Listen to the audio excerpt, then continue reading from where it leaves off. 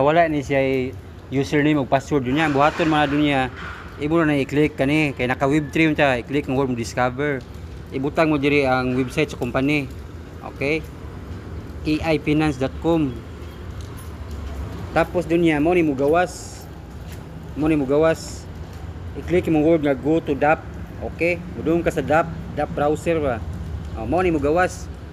Ang buhaton mo para makunik ang imong wallet, imo sa na-click ang word nga connect. So pwede na i-ex mo kani bali i-click nimo ang word nga kani more, then click the word nga connect para ma-connect siya, mabahin. Then click the word sign 25283. Okay, na-connect na siya. So ang buhaton mo ana para makita nimong investment nimo, i-click mo word nga investment profit. So dara imong investment $50. Tapos after 14 days and 22 hours withdraw capital din.